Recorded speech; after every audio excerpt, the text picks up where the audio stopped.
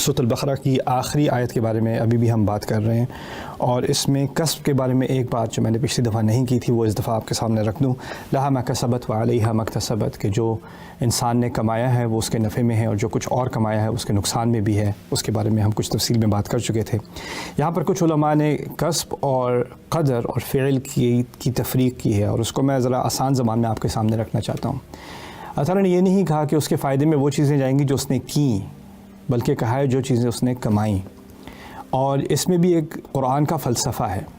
اور وہ یہ ہے کہ دو لوگ ایک ہی کام کریں،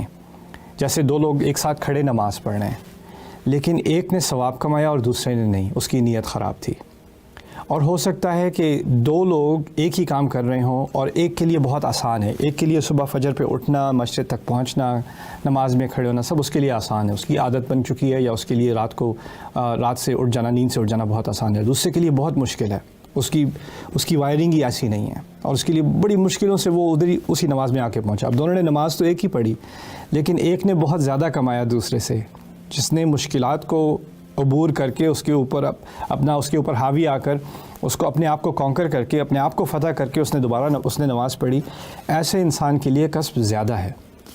تو لہا ما کسبت وعلیہا ما اکتسبت میں یہ چیزیں بھی شامل ہیں کہ ہم یہ نہیں دیکھتے کہ اگر کوئی، جیسے میں پڑھاتا ہوں اور بھی پڑھاتا ہوں، کچھ میرے طالب علم ہیں جو بڑی آسانی سے سیکھ جاتے ہیں، کچھ اور ہیں جن کے لیے بڑی مشکل ہوتی ہے۔ اور میرا جو سب سے فیورٹ اسٹوڈنٹ تھا میرا، وہ ایسا تھا، اس نے ہر امتحان فیل کیا ہے، لیکن وہ راتوں رات پڑھتا رہتا تھا، دن بھر لگا رہتا تھا وہ۔ اور میں اس کی اتنی عزت کرتا ہوں کہ اللہ نے اس کے لیے عربی آسان نہیں بنائی اس کے لیے، لیکن اس نے جو محنت کی ہے اس نے بہت کچھ کمایا ہے۔ اور جو کچھ اور اسٹوڈنٹس تھے میرے، جن کے ایگزامز میں پرفیکٹ سکورز بھی آئے ہیں، بہت جلدی سیکھ گئے ہیں، ماہر بھی بن گئے تھے، لیکن ان کی ورک ایتھک نہیں تھی، شاید انہوں نے اللہ کے ہاں کم کمایا اس کی نسبت، جس نے پہلا جملہ بھی اس کے لیے مشکل سے نکلتا تھا اس کے منہ سے۔